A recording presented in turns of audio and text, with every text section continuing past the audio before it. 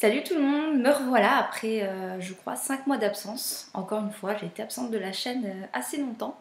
J'en suis désolée. Non, je ne suis pas morte et oui, je suis toujours en vie. Je vais vous raconter un peu ce qui s'est passé dans ma vie et pourquoi j'ai été absente tout ce temps en fait. C'est vrai que les vidéos elles me manquaient énormément et du coup voilà pourquoi me revoilà aujourd'hui. Merci le mail, je sais pas si ça s'entendra mais je suppose que oui. Je filme depuis mon MacBook donc c'est la première fois que j'essaye ça. Donc on verra bien la qualité audio et vidéo, j'espère que ça ira. Donc du coup j'ai décidé de vous donner une petite explication sur le pourquoi du comment j'ai été absente. Première chose, eh ben, je suis tombée enceinte, j'ai un petit alien dans le ventre. Je sais pas si ça se verra bien, voilà. Je suis actuellement enceinte de 6 mois presque et demi. Donc voilà, c'est pour bientôt. Donc c'est la principale raison de mon absence puisque en fait la dernière vidéo que je vous ai filmée, je crois au mois de septembre, en fait j'étais enceinte de 3 semaines et je venais de l'apprendre.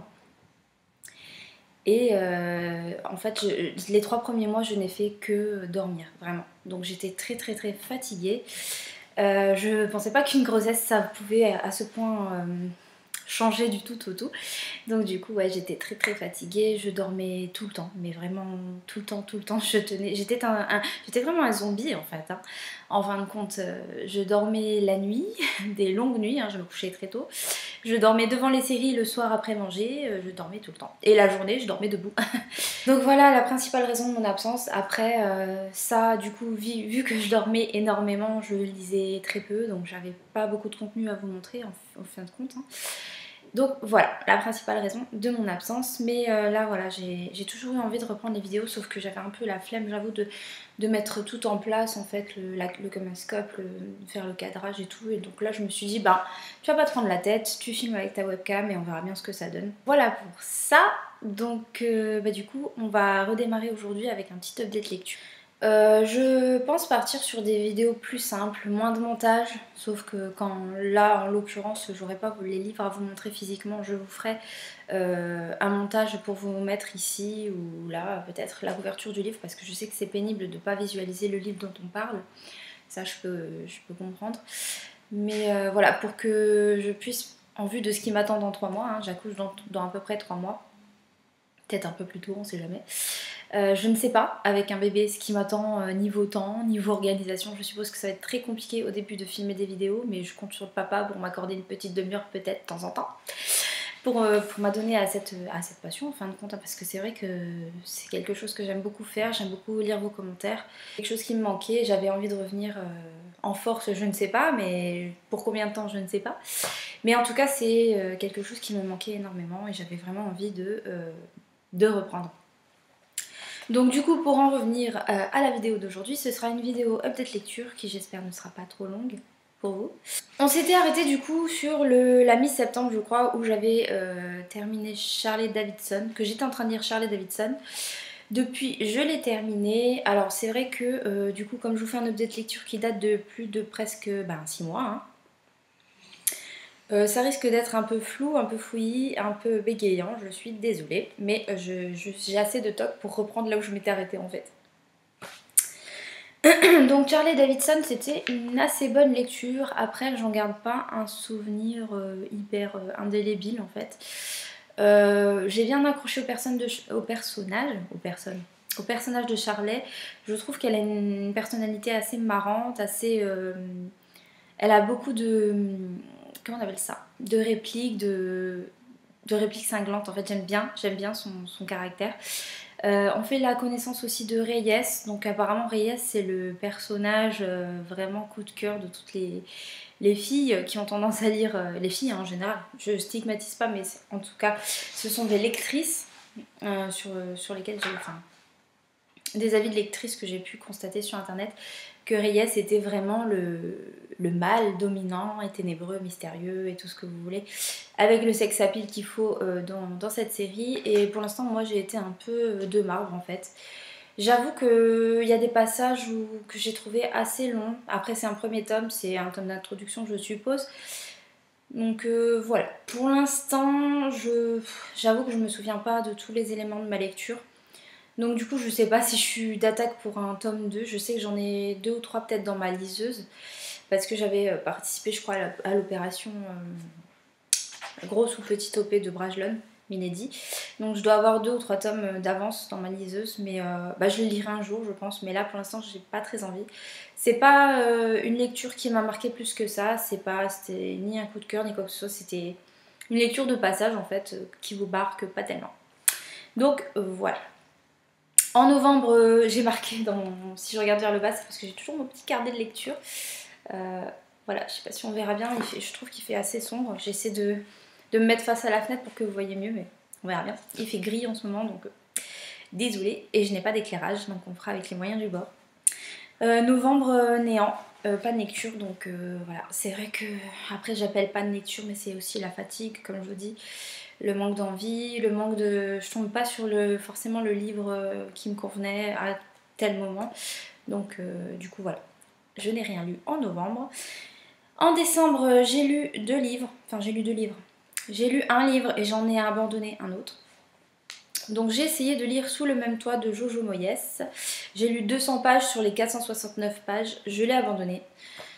Alors, pour vous résumer un petit peu l'intrigue. Donc comme je l'ai lu en numérique, je ne peux pas vous présenter... j'ai lu beaucoup sur ma liseuse ces derniers mois. Je ne peux pas vous présenter le livre en physique, mais je vous mettrai la couverture. Je pense qu'il n'y a pas besoin de présenter l'auteur. Jojo Moyes, elle fait partie des têtes de gondole quand même en librairie. J'avais lu d'elle Avant toi, je crois, le premier tome de la saga Avant toi. Donc je crois que c'est ça, Avant toi. J'avais adoré, c'était une lecture qui m'avait beaucoup touchée et du coup je m'étais dit je vais me lancer dans d'autres livres de l'auteur. Et j'ai commencé Sous le même toit. Alors, pour vous expliquer un petit peu, j'ai pris l'habitude j'essaie de ne pas m'éparpiller, mais je voudrais vous expliquer, il y a une logique dans ce que je vais dire. J'ai pris l'habitude quasiment systématique de ne plus lire les quatrièmes de couverture ou les résumés, ou alors de les survoler, parce que j'ai tendance à passer à côté de certaines lectures qui ont l'air super géniales sans... Comment dire, le résumé parfois soit en dit trop, soit spoil la moitié du bouquin, soit nous met dans une direction, nous on pense aller dans une direction et en fait c'est pas du tout ça. Et là voilà, donc c'est pour ça que en fait j'avais peut-être des a priori sur cette lecture, mais j'avais pas lu le résumé par avance, donc du coup j'ai commencé ce livre en pensant que c'était peut-être une genre de thriller mêlé avec de la romance, etc. Je connais pas non plus le style de Jojo Moyes, mais je pense qu'elle est peut-être classée en romance plutôt. J'ai lu qu'un livre d'elle, j'avais lu Avant toi. Et donc là, c'est l'histoire d'une femme dont je ne me souviens plus le nom, et je ne vais pas essayer de chercher parce que sinon vous allez patienter des plombs. Cette femme a 2 enfants, elle est récemment veuve, son ex-mari, donc du coup son défunt mari, l'a laissée avec beaucoup de dettes. Elle vit, il me semble, à Londres. Et son mari du coup lui a laissé beaucoup de dettes et beaucoup de choses dont elle n'était pas au courant, ce qui fait qu'elle est obligée pour s'en sortir, elle et ses 2 enfants, de vendre sa maison de Londres en plein centre-ville. Et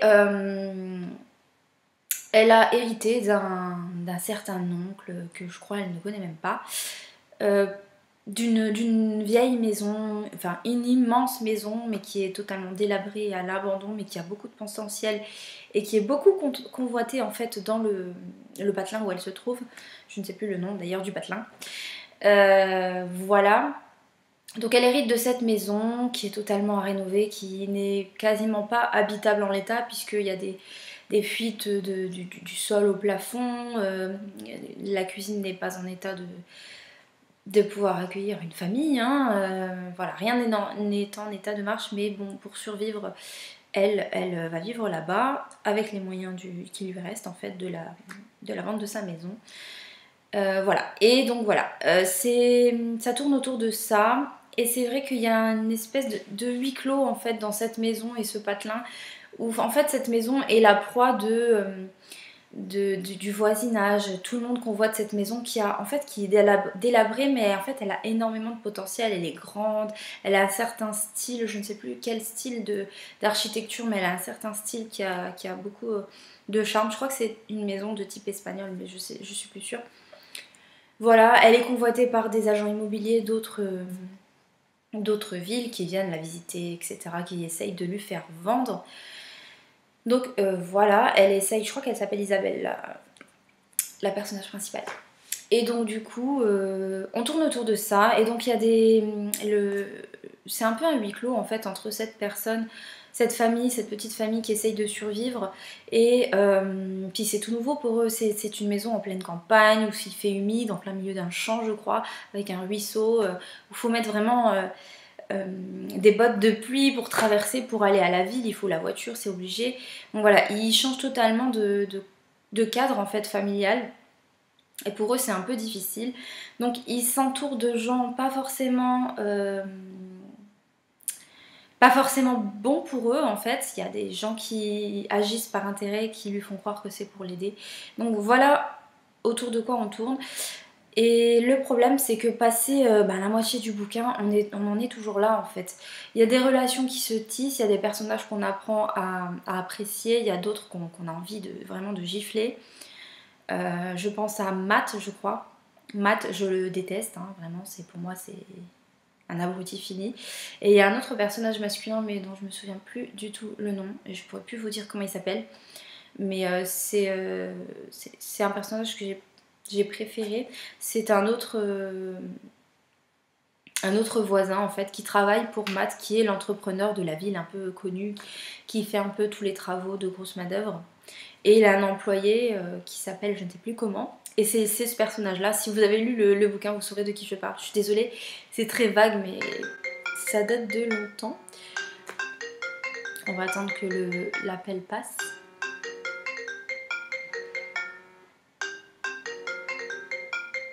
Le pire, c'est que je suis toujours en silencieux d'habitude. Je décide de filmer vidéo et je reçois un appel en plein milieu. Tout va bien. Ok, on va se mettre en silencieux pour éviter d'être dérangé. Donc voilà, on tourne autour de ça et le problème c'est que ça évolue pas. Au début j'ai pensé que c'était un thriller, j'avoue. Mais je crois que Jojo Moyes n'est pas trop auteur de thriller mais plutôt de romance ou de choses un peu à l'eau de rose, etc. Donc du coup, mais toujours avec un sens caché, un sens, une petite morale à la fin je pense. En tout cas c'était le cas dans Inventoire. Et du coup, ouais, je me suis ennuyée. Au début, c'était palpitant. Je me dis, ouais, qu'est-ce qui va se passer, génial et tout. Et j'avoue que ça tourne en rond, en fait. Je pense qu'en fait, on est très centré sur les relations entre les personnages et moins sur... je parle pas d'action forcément, mais honnêtement, il se passe pas grand-chose. Hein. Et puis, il y a beaucoup de choses qui arrivent, qui sont prévisibles, qu'on attend, qu'on voit venir, et du coup ouais, je me suis clairement ennuyée et je me suis dit oulala, je sens de nouveau la panne lecture comme une épée de Damoclès au-dessus de ma tête, et j'ai dit bon, je passe à autre chose. Donc voilà pourquoi j'ai abandonné Sous le même toit de Jojo Moyes. Ensuite j'ai lu Les élémentaires de Nadia Coste, donc c'est encore un livre sur lequel j'ai craqué pendant une opération de Brajlon. Milady, donc en numérique, vous vous en doutez. Je vous mettrai comme d'habitude le visuel. Alors, ce livre c'est un peu plus jeunesse, c'est le premier livre de l'auteur que je lisais, donc ça s'est très bien passé, hein, j'ai bien apprécié. Après, ce n'est pas un coup de cœur non plus, donc il s'agit de... c'est dans le contexte fantastique quand même, hein, jeunesse fantastique. Il s'agit d'une fille d'un duc. On est dans un petit village, hein, je vous dis ça de mémoire, encore une fois, je suis désolée. Qui s'appelle, je ne sais plus, Cassandra, je crois. Cassandra, je crois qu'elle s'appelle. Cassandra a... en fait, si vous voulez, les élémentaires, ce sont des personnes qui disposent de pouvoirs liés aux 4 éléments. Voilà. Terre, eau, air, feu, etc. Cassandra est la fille du duc de la ville, du petit village dans lequel on se trouve. Et du coup... elle doit se faire escorter, elle maîtrise très peu son pouvoir qui est celui du feu. Et voilà, elle ne peut toucher personne sans brûler la personne, elle ne peut pas s'énerver sans brûler ses cheveux jusqu'à la dernière touffe de cheveux. Voilà, elle est sans cesse obligée de porter des gants, des combinaisons, etc. pour ne pas ni blesser quelqu'un, ni détruire en fait tout ce qui l'entoure. Et du coup, il existe une espèce de cure, une espèce de programme qui se veut guérir, voilà, certains patients comme ça qui ont des pouvoirs et qui n'arrivent pas à se canaliser. Et du coup, voilà. Son père engage, du coup, il fait un espèce de tournoi où plusieurs, je ne sais plus comment on appelle ça, plusieurs, c'est des maîtres et des apprentis en fait qui ont des pouvoirs, qui sont là pour escorter, je crois que ça s'appelle des passeurs, mais je ne suis pas sûre. On va dire que c'est des passeurs qui sont. Donc il fait une sélection, tout le monde se bat pour. C'est une sorte de compétition pour que le duc choisisse qui va escorter sa fille jusqu'au village où se trouve cette cure en fait. Et voilà, donc les deux sont choisis, on part dans une petite expédition, etc. C'est un peu un parcours initiatique. Et puis on va arriver. J'avoue que cette partie du trajet est très très longue et très répétitive. Le même schéma se reproduit, donc à force on s'attend à ce qui va se passer, donc c'est un peu dommage. Pour autant, les personnages ont été très attachants. Je crois qu'il s'agissait de Christian ou Tristan et Grégoire. Tristan et Grégoire, voilà. Grégoire étant le maître, Tristan, je crois, son apprenti, qui escorte Cassandra, sa cousine et le père de sa cousine jusqu'à la cure, parce que eux sont là pour veiller que les passeurs font bien leur travail et escortent la fille du duc comme il faut. Donc voilà, et ils vont arriver donc à cette cure et c'est pas du tout ce à quoi ils vont s'attendre. Donc voilà, c'est un peu simplé comme lecture, pas simplé parce que c'est un mot un peu péjoratif, mais voilà, c'était plaisant, c'était sympa, je pense que ça peut plaire à des jeunes lecteurs qui débutent un peu dans le fantastique. Voilà, j'ai bien aimé, sans plus, ça restera pas non plus une lecture indélébile dans ma mémoire, mais voilà, c'était assez sympa. Ensuite, on arrive à cette nouvelle année 2019. J'ai lu environ 2 livres par mois. Pareil, j'en ai très peu à vous présenter parce que là, ce sont des livres qu'on m'a prêtés, donc du coup, je les ai rendus depuis. En janvier, donc j'ai lu le tome 1 et le tome 2 de la série After de Anna Todd. Alors, pourquoi j'ai lu cette série?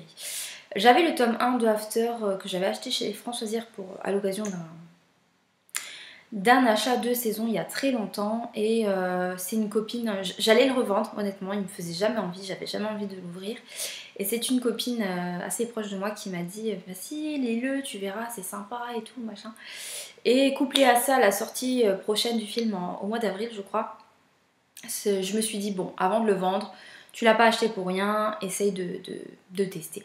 C'était quand même un petit pavé. J'ai pas mal accroché.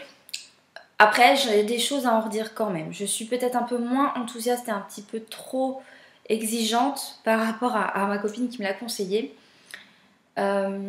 Donc, pour ceux qui connaissent pas, mais je pense que tout le monde connaît After, il s'agit de l'histoire de Tessa et Hardin. Donc, à la base, c'est une réécriture de. Enfin, une réécriture. Une fanfiction, pardon, à partir en fait, du groupe One Direction. Et apparemment, Hardin est un personnage issu de l'imagination de l'auteur, mais selon le modèle de Harry Styles, le chanteur. Voilà. Donc ça, je l'ai appris qu'après. Hein. Après, je suis pas très fan d'Harry Styles. Pour moi, c'est pas le plus beau de la bande. Hein. Il y a mieux, je trouve. Mais bon. Après, moi, je trouve que c'est pas comme ça que physiquement j'imagine Hardin en fait. Mais bon, c'est pas grave. Passons. Donc du coup, Tessa, c'est elle qui débarque à la fac. Voilà, elle est nouvellement majeure, je crois. Donc sa mère l'emmène à la fac. Elle s'installe dans une... comment on appelle ça? Une chambre universitaire, en fait, où elle va faire la connaissance de Steph, sa colocataire, qui est tout le contraire d'elle, en fait. Tessa est une fille très... à cheval sur les règles, très droite, très... pas fifi à papa, mais presque en fait. Elle donne cette impression en tout cas. Et en fait, au contact de Steph et de sa bande d'amis, donc Hardin qui fait partie de la bande d'amis de Steph, c'est par Steph qu'elle va connaître Hardin en fait, sans le faire exprès, va se développer en fait toute une redécouverte du personnage de Tessa en fait. Elle se découvre des en gros, elle découvre sa vraie nature en fait. Donc Tessa, évidemment, vous vous en doutez, va tomber amoureuse d'Ardine. Ça, on le sait dès le départ, hein, je vous spoil rien. Mais voilà, ça va être plus compliqué que ce qu'elle pense. Il y a beaucoup d'histoires. On aborde un peu pas mal de thèmes quand même. Beaucoup de scènes de sexe. C'est vrai qu'il n'y a que ça, je trouve. Enfin, il n'y a que ça. C'est la majorité du roman. Je pense que si on enlevait les scènes de sexe, il resterait pas grand chose. Voilà, après, il y a un peu des thèmes abordés comme l'alcoolisme, comme la dépendance aux drogues, l'influence que peut avoir certaines personnes sur vous, les fréquentations, le rapport aussi mère-fille, père-fille, voilà les rapports qui peuvent être parfois conflictuels. Il y a le thème aussi de la famille recomposée, beau-père, beau-frère, non, demi-frère, etc. Mon personnage favori, je crois que c'est celui de London. Donc London, je vous dis pas qui c'est, puisque pour ceux qui n'ont pas lu le livre, ce serait vous spoiler puisqu'on l'apprend pas de suite. Mais voilà, London c'est vraiment, je crois, mon personnage favori. Donc j'ai lu les 2 premiers tomes, et par la suite en février j'ai lu le tome 3. Donc là j'avance un petit peu dans mon update lecture pour vous faire un peu un bilan sur cette saga pour l'instant. Globalement c'est sympa, c'est répétitif quand même parce que dans le couple Tessa-Hardin, il y a des hauts et des bas, mais c'est que ça en fait, des hauts, des bas, des hauts, des bas, des hauts, des bas. On fait que ça, on sait que à chaque fois ils vont se réconcilier, à chaque engueulade, qui sont très justifiées parfois, hein, les engueulades. Hein. Parfois ça part de rien, ça nous fait lever les yeux au ciel. Et parfois c'est très justifié. Moi personnellement, Tessa, j'ai envie de la claquer, je trouve qu'elle manque cruellement de caractère. Voilà, moi, la moitié des choses que Scardine a fait, j'aurais dit salut bien avant elle. Hein. Même tu peux l'aimer de tout ton cœur, il y a des choses... Voilà, je sais pas comment elle peut lui pardonner, mais en tout cas, voilà, elle a réussi toujours à passer outre. Dans le tome 3, ça, la tendance, oui. Bref, vous avez compris. Ça a tendance à s'inverser. Il y a une sorte de tournant dans leur relation, je ne vous dirai pas quoi. Mais à partir de ce tome 3, je me suis dit, ah enfin, ça va un peu stopper un peu cet engrenage de répétition tout le temps. Je t'aime, mais je t'aime pas, mais il y a un truc qui va pas. Mais voilà, honnêtement, c'est un peu lassant. C'est toujours le même schéma. Ils s'engueulent. Mais ils se disent qu'ils s'aiment, ils couchent ensemble et hop, tout va bien. Puis elle découvre quelque chose qu'Ardine lui a caché. Puis Tessa fait quelque chose qu'Ardine n'apprécie pas. Puis ils s'engueulent, puis ils couchent ensemble, puis ils sont de nouveau ensemble. Et c'est tout le temps ça, le long du roman en fait. Dans le tome 3, j'avoue que ça prend un tournant différent. Et je me suis dit, enfin. Donc j'ai hâte vraiment de commencer le tome 4 qui m'attend. Je pense que c'est ma prochaine lecture. Il me reste 2 tomes à finir. Voilà, au début du tome, enfin quand j'ai lu le tome 1, je me suis dit est-ce que tu vas aller jusqu'au bout de cette saga? Je savais vraiment pas, sauf que l'auteur finit toujours sur un genre de cliffhanger. Elle nous sort une phrase comme ça, une phrase, et puis tu dis merde, j'ai besoin de savoir ce qui se passe ensuite, même si ça me saoule, j'ai besoin de savoir ce qui se passe ensuite. Voilà pourquoi j'ai continué. Je dirais pas que je me suis pas quand même attachée au personnage. Oui, mais c'est vrai qu'ils sont franchement agaçants. Des fois, j'ai envie de les prendre. Je trouve que parfois, il manque un peu de maturité et de recul sur leur relation. Voilà. Je peux comprendre que quand on s'aime, c'est très difficile de se quitter, mais il y a des choses qui sont difficilement pardonnables, je trouve. Donc voilà, tout ça pour vous dire que bientôt je démarre le tome 4 et j'aurai bientôt fini la saga, donc je vous en reparlerai. Je ferai un bilan dans mon prochain update lecture, je pense.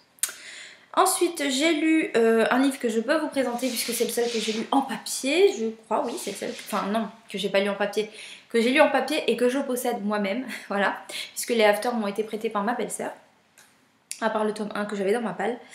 J'ai lu ensuite un thriller, j'ai lu La dernière fille de Riley Sager, donc c'est un achat France Loisirs que j'avais fait il y a quelques mois. C'était paru en exclusivité chez eux.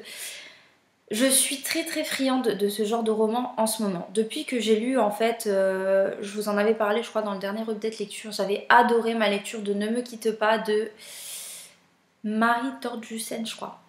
Je sais plus exactement. Et depuis, en fait, je me suis prise, peut-être pas de passion, mais je me suis prise vraiment de un amour entre guillemets, même si c'est pas le bon mot, pour ce genre de roman thriller un peu psychologique. Alors attention, moi je suis un peu une peureuse, hein, donc il faut que ce soit des thrillers un peu thriller, des fois je dis un, des fois je dis l'autre, on s'en fiche. Je suis un peu ouais, trouillarde, donc faut pas que ce soit non plus trop poussé dans la chose. Si ça me fait flipper, je vais pas aller au bout du bouquin en fait. Là c'était très sympa, bien que peut-être pas prévisible parce que la chute je l'ai pas vue, mais voilà, certains éléments on les voit venir, on les devine quand même. Donc là il s'agit de l'histoire de, il faut que je me souvienne des personnages, de Quincy. Il y a 3 filles en fait, Quincy, Lisa et Samantha, qui ont toutes les 3 vécu d'horribles choses. Elles ont toutes les 3 été les seules survivantes de massacres de 3 différents meurtriers en fait. Voilà, et donc elles sont classées comme dans la presse et dans les médias comme les dernières filles. Et donc elles sont l'objet de tous ces gens un peu qui sont férus de ces choses-là, qui ont tendance à harceler les survivants par curiosité malsaine ou seulement par passion pour ces choses macabres, je sais pas. Voilà, donc ça va tourner autour de ces 3 personnages principalement qui vont du coup se mettre en contact, puisque elles ont vécu des horreurs, pas forcément la même chose, hein, puisque ce sont 3 affaires différentes, 3 faits divers différents. Mais voilà, elles sont survivantes toutes les 3 de tuerie. Et elles vont essayer de réapprendre à vivre avec ça, avec leur passé, de passer, pas de passer outre, mais d'au moins d'essayer d'avancer, d'être heureuses dans leur vie. Et on va voir que les 3 gèrent la chose de différentes manières. Il y a le déni, il y a l'acceptation, il y a la fuite, voilà. Donc c'est très intéressant, je trouve, de voir comment un être humain peut réagir en fait à ces choses horribles, parce qu'en fait finalement vous avez des images qui ne partent jamais de votre esprit, et voilà, il faut apprendre à vivre avec ça. Il y en a certaines qui se sont fait suivre par des psychologues, d'autres non, voilà, d'autres sont totalement dans le déni, ils ne veulent pas, tout va bien qui finit bien, voilà. Et donc c'était super intéressant. Bien sûr, vous pensez bien que ce n'est pas la seule, il va y avoir une intrigue, il va y avoir une nouvelle traque, etc.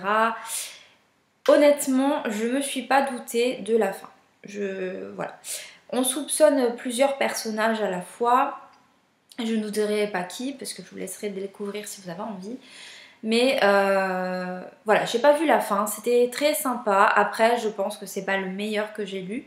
Si vous en avez d'ailleurs dans ce style, des thrillers comme ça un peu, à me conseiller, franchement je suis preneuse, n'hésitez pas.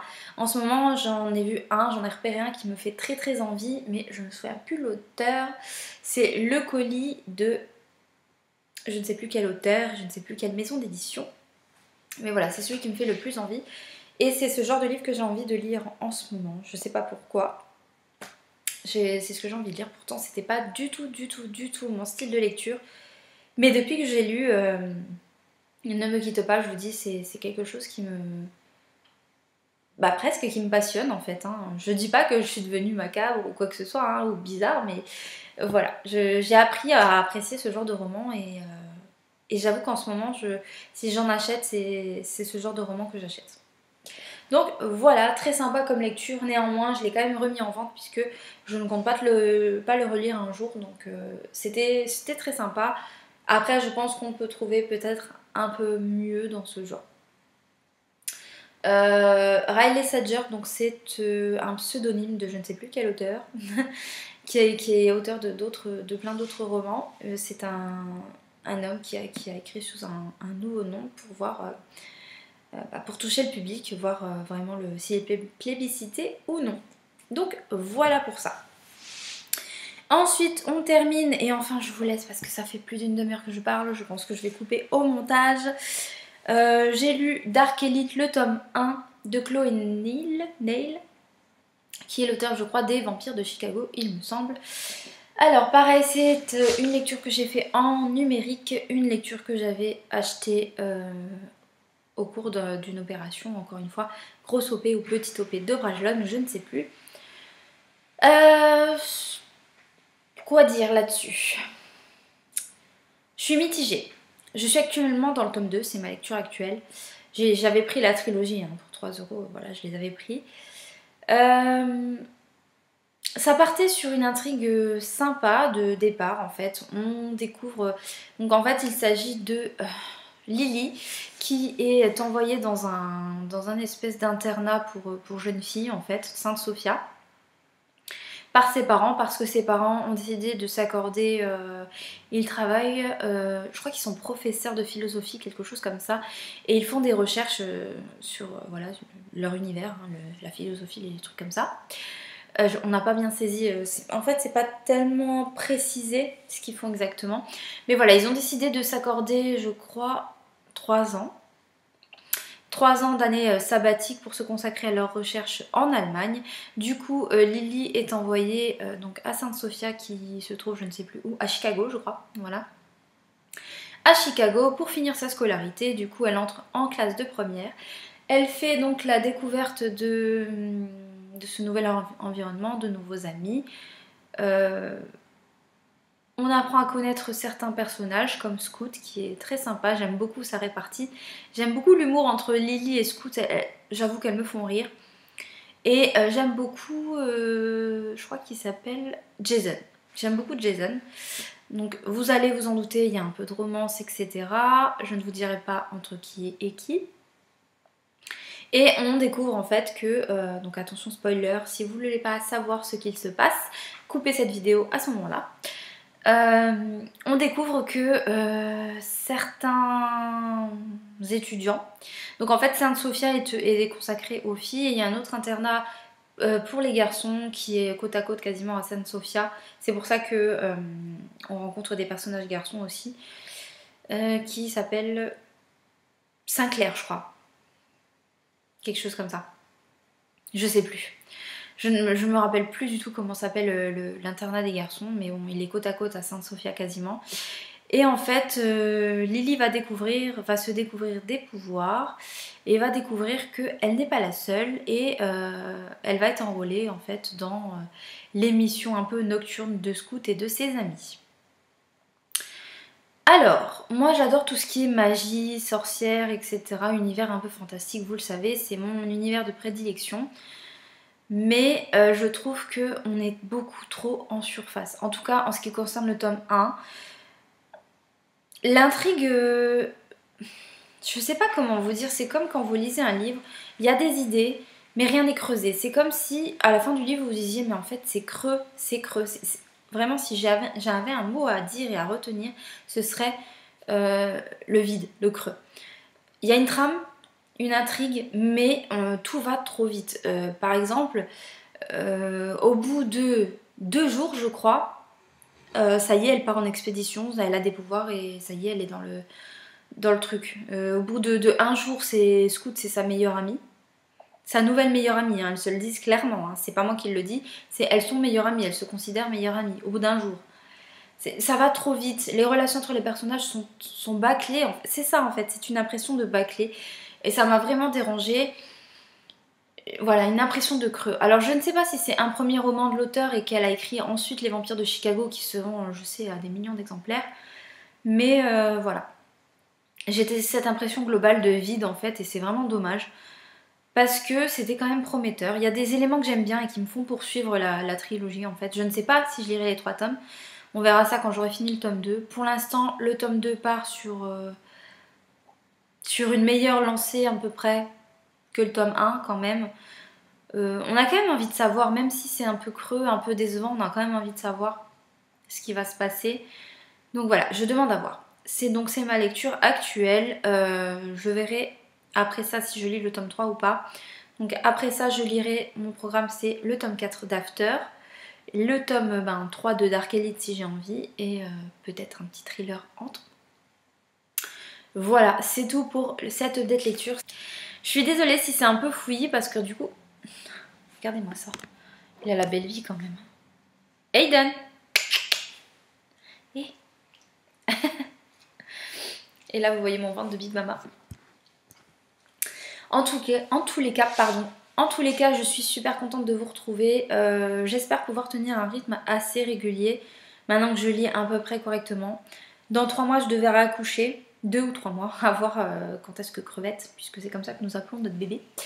Quand est-ce que Crevette pointera le bout de son nez. N'y voyez pas une annonce de sexe pour fille ou pour garçon, c'est Crevette. C'est un surnom mixte. Donc voilà, je pense que c'est peut-être une question qui va m'être posée, mais je ne partagerai pas ni son prénom, ni son sexe, à moins que ça m'échappe, parce que ça c'est possible, ni son visage sur internet ou sur Instagram. Peut-être que vous aurez des photos de ses pieds, etc. Mais jamais de son visage parce que j'ai pas envie de partager ça. J'ai envie de protéger mon enfant de ça, de certaines personnes à qui je ne parle plus et qui je sais me pistent sur les réseaux pour connaître des éléments de ma vie privée. Parce que...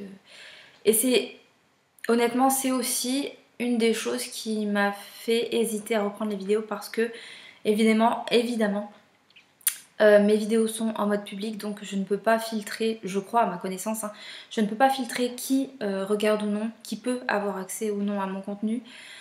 Donc voilà, puis il suffit de créer un nouveau compte et de me resuivre en fait. Donc je sais très bien que de toute façon, tout ce que je dirai ici se saura un jour ou l'autre.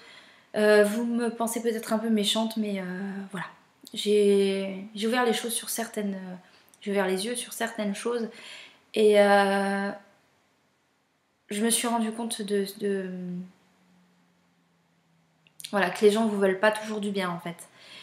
Mais maintenant je me sens mieux, j'ai envie de reprendre les vidéos et je ferai juste attention à ce que je dis et au pire il y a le montage si jamais je dérape. Je vous remercie d'avoir été là, si vous êtes là encore. J'espère vraiment garder un rythme. Je pense que quand le bébé sera là, ça va être un peu plus compliqué, mais en tout cas, sachez que la volonté est là de garder un rythme. Si je suis absente par la suite, c'est que je trouverai pas le temps, pas encore mon rythme peut-être. Peut-être qu'il me faudra quelques semaines pour prendre un peu, voir quand est-ce que j'aurai un créneau pour et faire mes tâches ménagères et filmer des vidéos.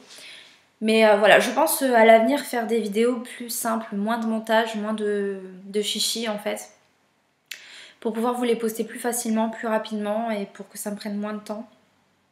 Et surtout pour que ce soit possible. Donc j'espère que ça vous plaira quand même. Voilà, j'espère que ça vous a fait plaisir de me retrouver quand même si c'était un petit peu... Bon monsieur, c'est fini. Il s'installe, il s'installe. J'espère que ça vous a fait plaisir de me retrouver un petit peu, même si c'est très très fouillis ma vidéo.